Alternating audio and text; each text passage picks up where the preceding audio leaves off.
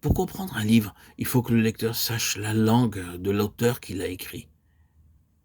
Et dans certains cas, il faut encore qu'il soit animé du même esprit que l'auteur.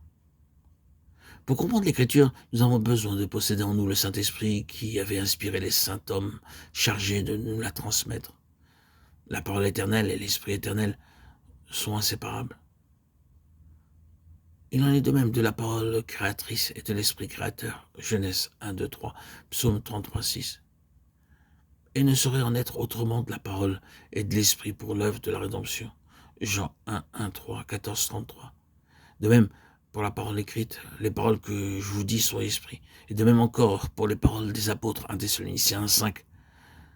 Pour nous aussi, c'est qui doit avoir lieu dans toute notre lecture et méditation de la parole divine. Il faut que la parole inspirée de Dieu et qui nous vient du dehors rencontre en nous un esprit inspiré de Dieu pour que nous puissions la recevoir.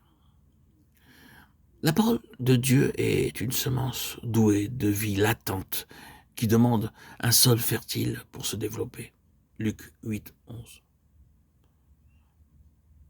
La parole possède une vie divine.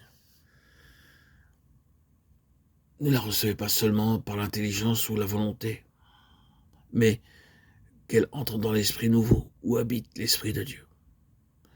De plus en plus, je vois que l'intelligence et la force vivifiante de la parole dépendent d'une communion vivante avec Jésus.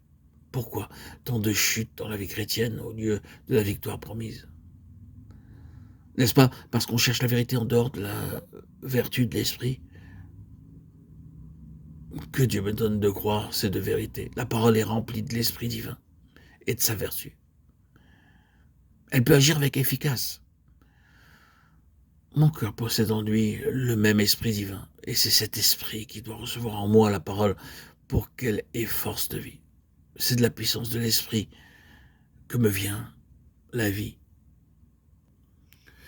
Oh mon Père, donne-moi l'esprit de sagesse, accorde-moi l'action puissante de l'esprit, afin que je reconnaisse le sens profond de chacune de tes paroles, que je sache toujours mieux que c'est spirituellement qu'on juge des choses qui sont d'esprit de Dieu.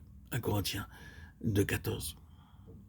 Enseigne-moi, Seigneur, mon Dieu et mon roi, Jésus-Christ, mon bien-aimé, à étudier l'Écriture en reniant la chair, l'intelligence charnelle, et attendre avec humilité et foi que l'action de ton esprit vienne donner vie à ta parole. Oh Seigneur, que ce soit désormais en esprit et en vérité que j'étudie ta parole, et que je lui obéisse, recevant ainsi force et vie de sa lecture. Amen. Alléluia.